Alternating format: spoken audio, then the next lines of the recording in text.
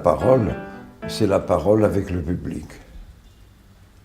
C'est la parole, oui, c'est l'échange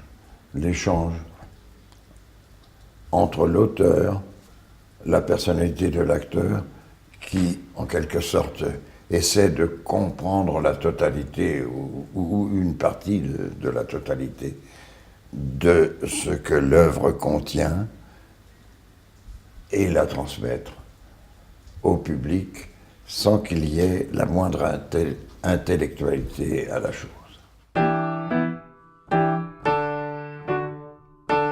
Le théâtre, parce que ça s'adresse directement au public. Et pour moi, c'est le public la chose la plus importante. C'est la réunion du public avec l'auteur. Ah, le grand auteur, c'est que l'on joue. Jean Vilar m'a demandé, je jouais à ce moment-là l'invitation au château de Jean Anouilh au théâtre de l'Atelier. Je le jouais depuis le début de la saison, on était à la fin de la saison, et il m'a demandé de participer au premier festival qu'il faisait en Avignon.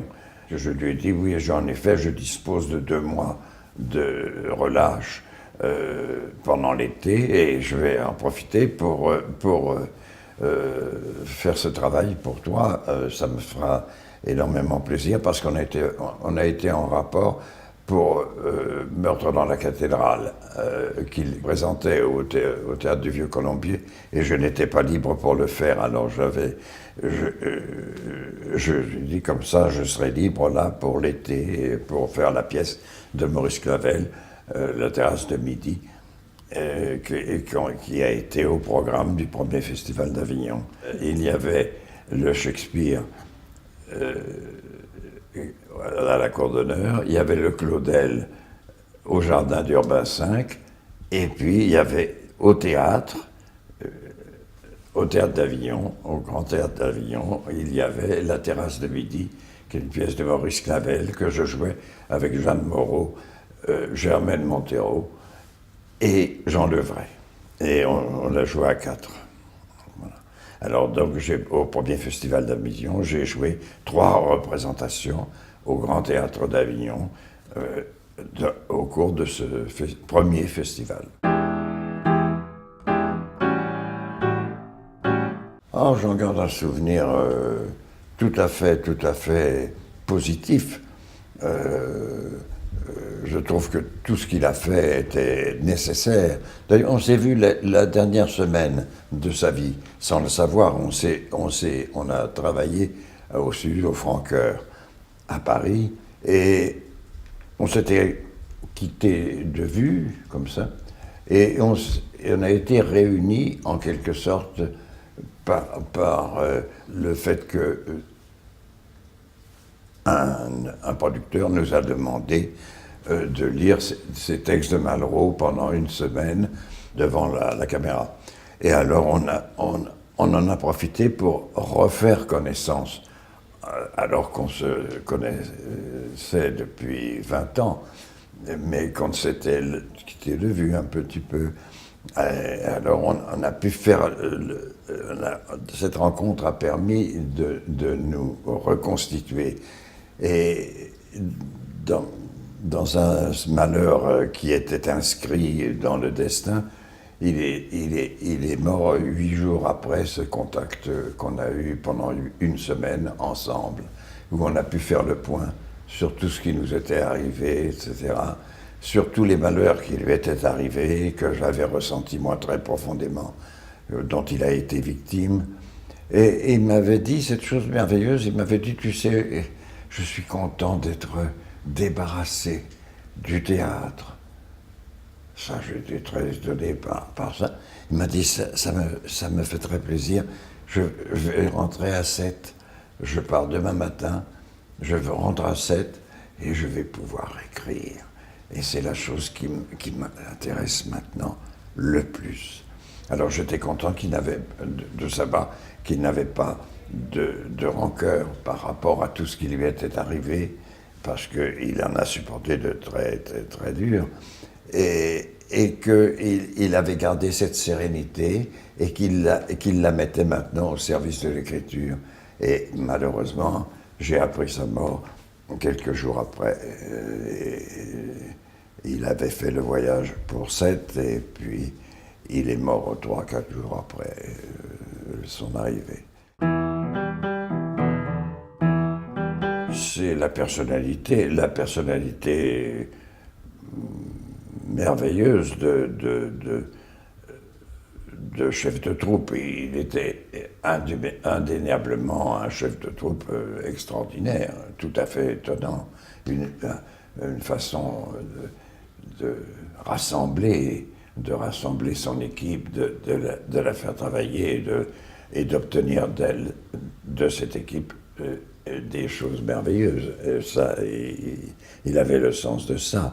Le sens aussi de l'histoire. On sortait de la guerre à ce moment-là, et c'est vrai que les tragédies historiques de Shakespeare, si vous voulez, étaient tout à fait en accord avec le sentiment des spectateurs de l'époque. Ça paraissait être écrit un mois avant, de Richard II. Et ça répondait en quelque sorte au bonheur d'être sorti de tout ça.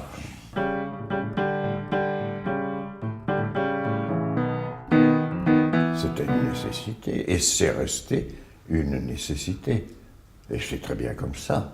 Il y a plusieurs formes de faire du théâtre, je veux dire, de nécessité de faire du théâtre. Et cette chose-là est tout à fait importante.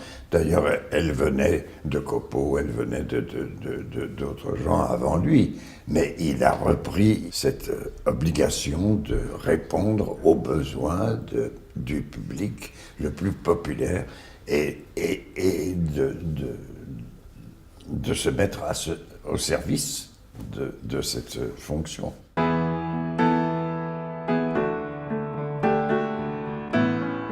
Il est toujours bon d'organiser au maximum,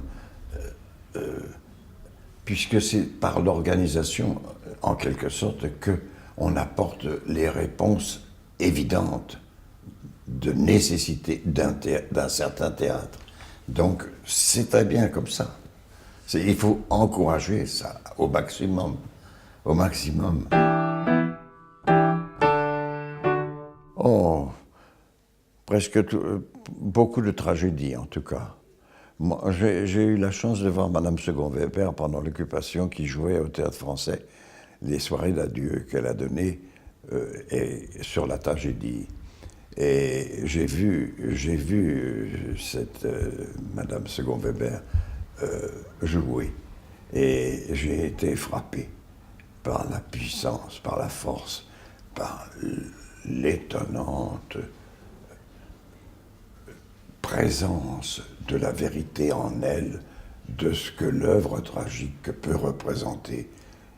Et elle jouait tout monotone. Elle jouait tout.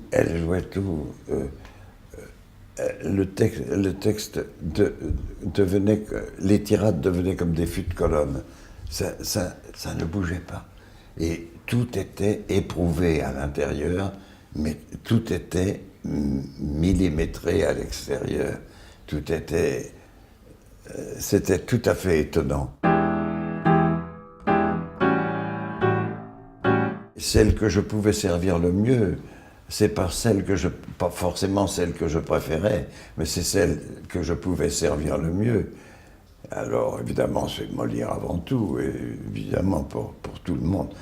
Pour tout le monde, c'est Molière avant tout. Il n'y a rien d'original là-dedans. Mais beaucoup de pièces, par exemple, modernes, par exemple Beckett ou tous ces auteurs importants, Strindberg, tous ces auteurs du Nord, tous les auteurs allemands. Il y a des choses absolument fantastiques et très nécessaires à la conscience du public, très nécessaires à la conscience du public.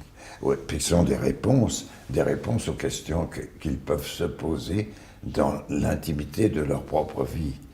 Et c'est pour ça que ce théâtre populaire est si nécessaire et si important. Il faut que ces gens viennent au théâtre obtenir les réponses aux questions qui se posent.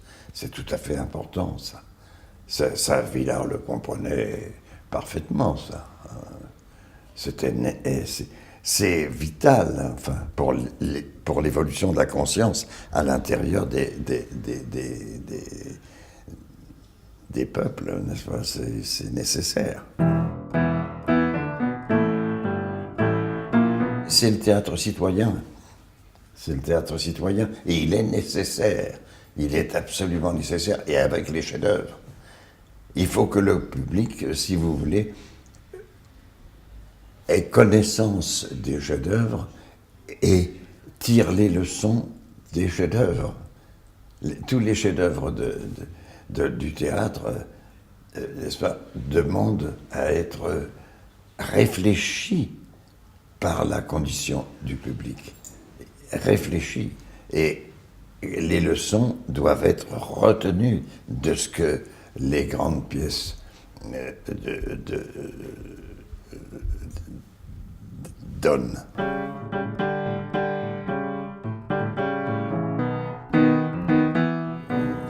Je vais donner ce que j'avais à donner. C'était tout à fait normal que je ne... Maintenant, c'est autre chose, c'est tout à fait autre chose. Je pense que c'est nécessaire aussi qu'il y ait quelque chose de l'époque, enfin, de l'époque qui soit représenté par les gens de l'époque. Moi, je ne suis plus tout à fait quelqu'un de l'époque. Je suis quelqu'un d'un petit peu à côté, maintenant. C'est la curiosité, sûrement. C'est la curiosité de ce qu'il y a dans la tête de l'auteur.